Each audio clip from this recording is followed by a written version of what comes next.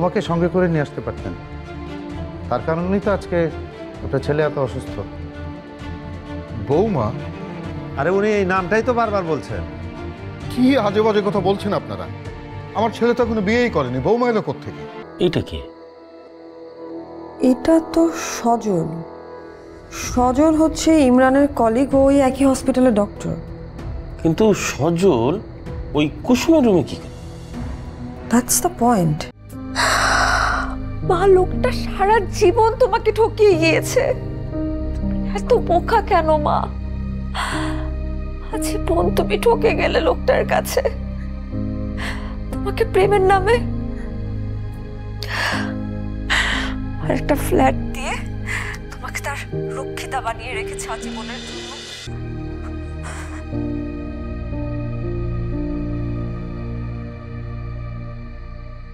এত কিছুর পরও তুমি লোকটার সব কথা মেনে নিলে মা? কেন মা, কেন? কারণ আমি চাইনি ইমরান নীলাকে বিয়ে করে তোকে রক্ষিতা বানিয়ে রাখো।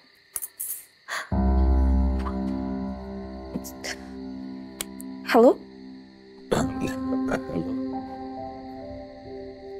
এতদিন না আমি আপনাকে ঘৃণা করতাম, কিন্তু আজকের পর থেকে প্রত্যেকটা মুহূর্তে আমি আপনার মৃত্যু কামনা করি। সেই মর্নিং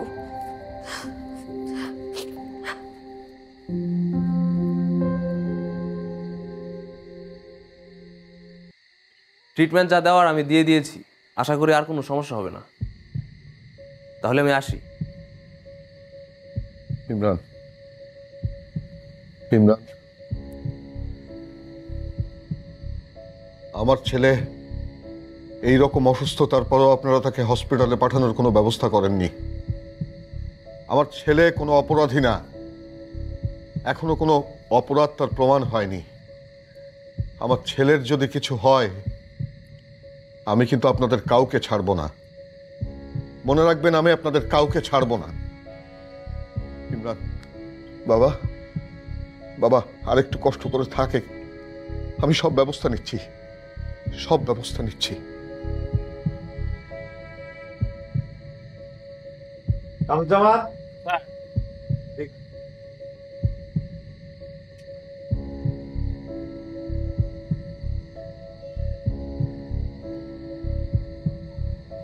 ধরো, ধরে তোলো।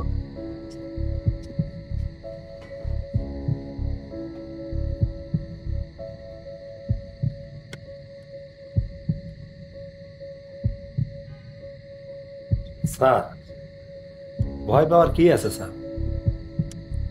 তোমাকে কে বললো আমি ভয় পেয়েছি? আমি ভাবতেছি ওই মেয়েটাকে নিয়ে। এটা স্যার? ওই যে মেয়েটার ফোন আসলো জাভেদ সাহেবের ফোনে, উনি রিসিভ করলো না।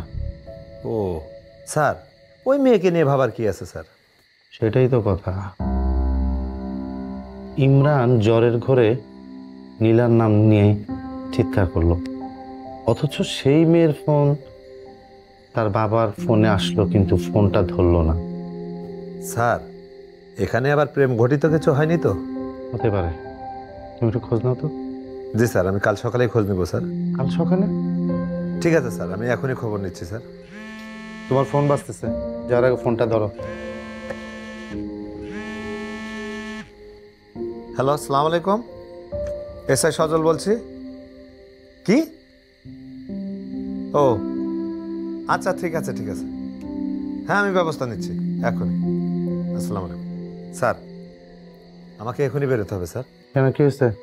স্যার, এক সাংবাদিকের বাসায় ডাকাত ঢুকেছে, ডাকাতি শেষ করে সাংবাদিককে সহ নিয়ে গিয়েছে। এখন আমাদেরকে ওইখানে এক্ষুনি যেতে হবে স্যার। ঠিক আছে, চলো তুমি ফোর্স রেডি করো। জি স্যার।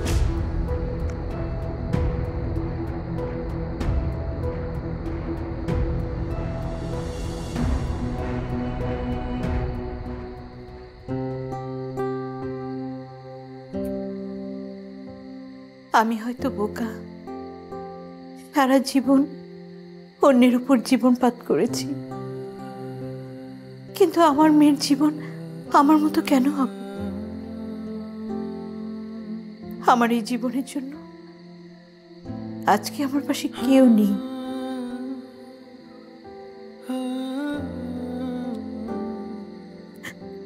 শুধু তুই ছাড়া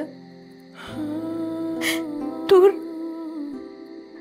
আমি চাই তোর আশেপাশে চারিদিকে শুধু আনন্দ আর আনন্দই থাকবে।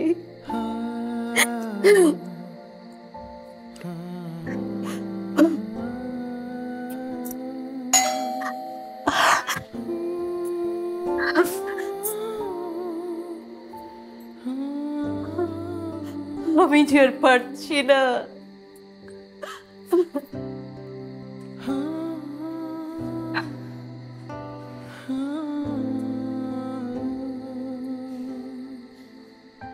পারিয়া, তোমার সাথে আমার কথা আছে। আমারও আছে, কিন্তু এখানে না। কোথায়?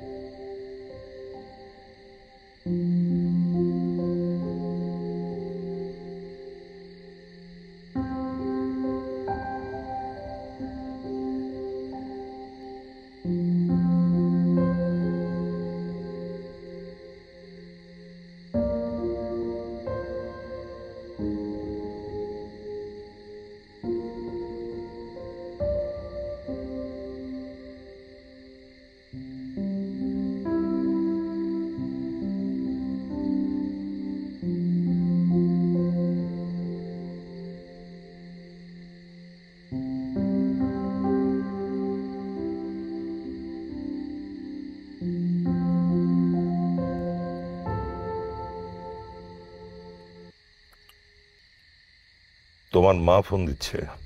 ধরবেন না। পারিয়া, তোমার সাথে আমার জরুরি কিছু কথা আছে। সরি বল, তাই না?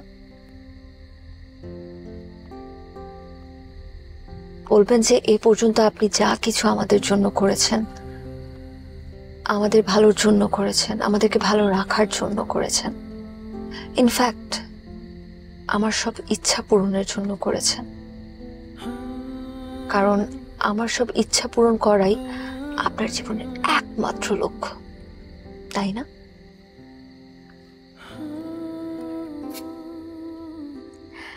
একটা কথা আমার মাঝে মধ্যে মনে হয়, যদি কোনোদিন আমাদের জীবনে না আসতেন আপনি,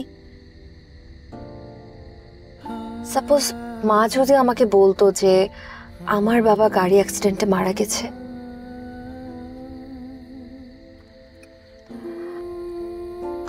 তাহলে হয়তো আমার জীবনটা আজকে একদম অন্যরকম হতো। হয়তো আমি অন্যরকম একটা মানুষ হতাম। দেখো ফারিয়া,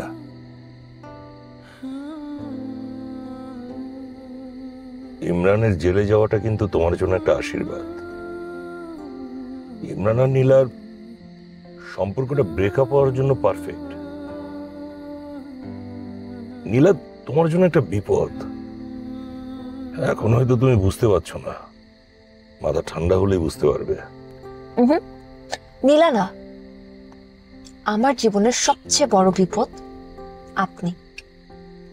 এবং এই কথাটা আমি একদম ঠান্ডা মাথায় বলছি।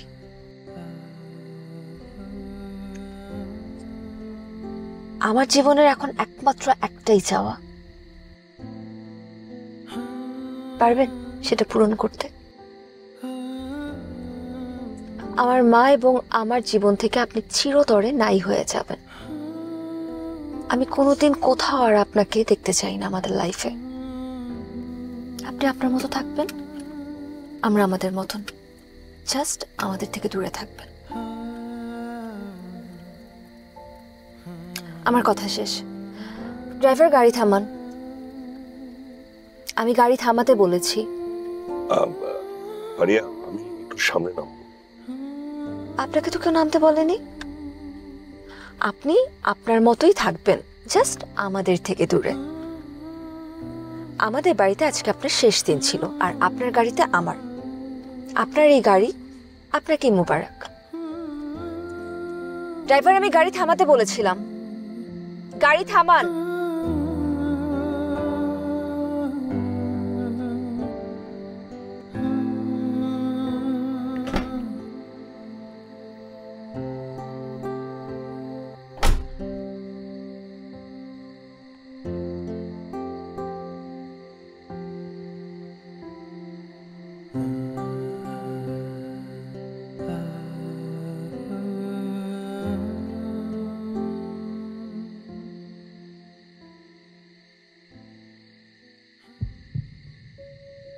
আর কোনো রুম এলোমেলো করে নাই স্যার, শুধুমাত্র একটা রুমই করেছে।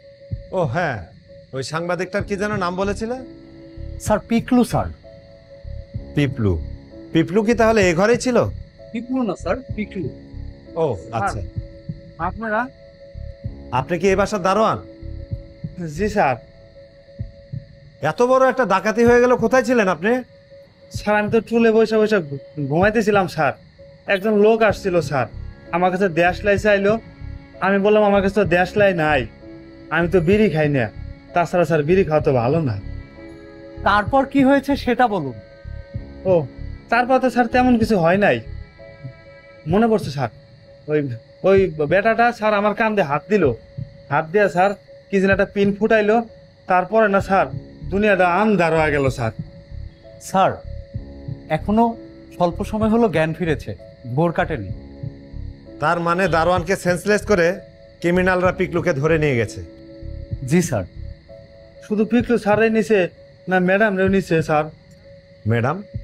ম্যাডাম মানে কি, তার স্ত্রীও ছিল?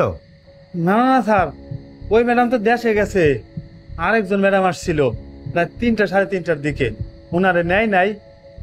ও স্যার ওই ম্যাডামটা না স্যারের অফিসেই কাজ করে, দেখা হলে না হাসে। ওই ম্যাডামের নাম কি? তা তো বলতে পারবো না স্যার, তা দেখা হলে শুধু হাসে। ম্যাডামের হাসিটা যে কি সুন্দর।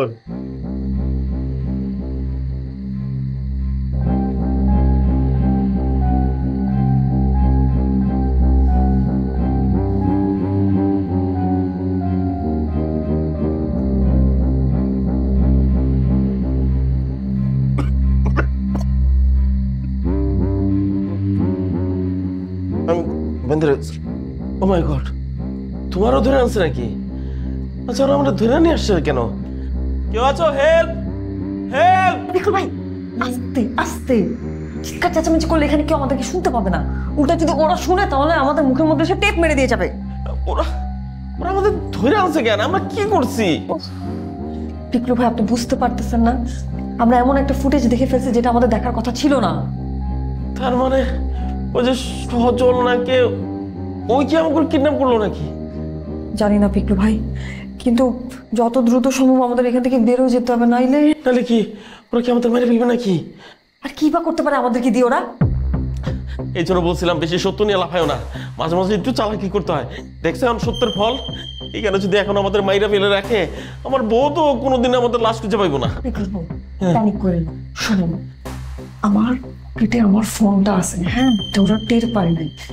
আপনি যে আপনার হাতটা খোলার চেষ্টা করেন, আমি আমারটা চেষ্টা করতেছি, এখান থেকে নিয়ে আমরা বেরোয় যাবো। আচ্ছা আচ্ছা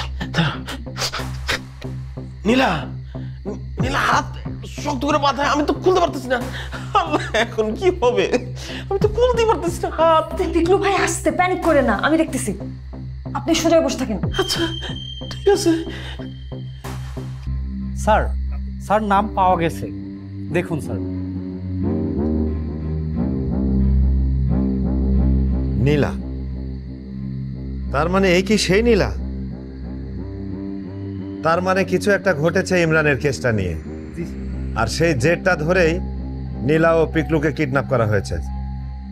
এই চলো তো আমার সাথে, কম্পিউটারটা জব্দ করতে হবে, তারপরে বাকিটা। এই তুমি আমার সাথে আসো।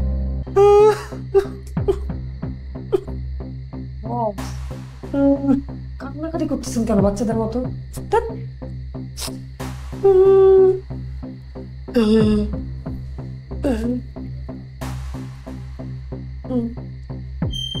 কে সজল? সজল তুমি এই কাজগুলো করছো তাই না? হ্যাঁ তুমি আমাদেরকে এখানে ধরে নিয়ে আসছো, আমাদের পিছনে লোক পাঠাইছো তুমি তাই না?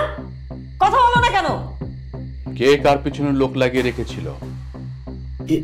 এইটা হাসপাতালের হাসপাতালে এমডির গলা না?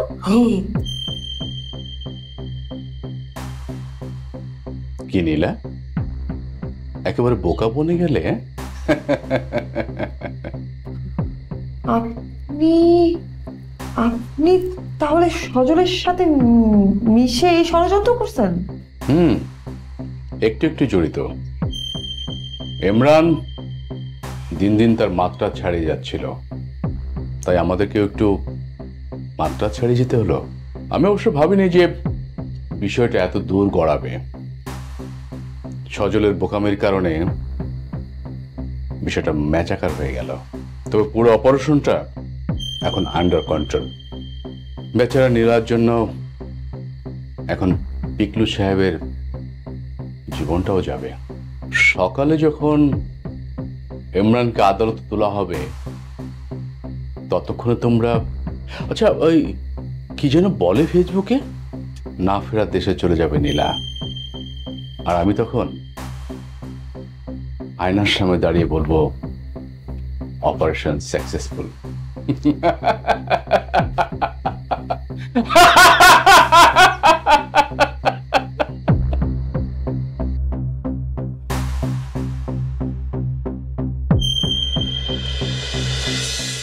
সম্পাদক চৌধুরী পারভেজ পিকলুর বাসা থেকে কিডন্যাপ হয়েছেন। বিশ্বস্ত সূত্রে জানা গেছে, মুখোশধারী কিছু লোক প্রথমে বাসার দারোয়ানকে অজ্ঞান করে এবং পরে অস্ত্রের মুখে তাদের কিডন্যাপ করে। তাদের কোথায় নিয়ে যাওয়া হয়েছে এখনো সেটা। বাবা, ইমরান ভাই কোনো ক্রিমিনাল না, কিছু করে নাই সে। না, কিছু করে নাই। আপনি এখন আপনার বোনের লাইনেই আছেন। তো যাও, এবার গিয়ে তুমি কিডন্যাপ হও, আমাকে শান্তি দাও।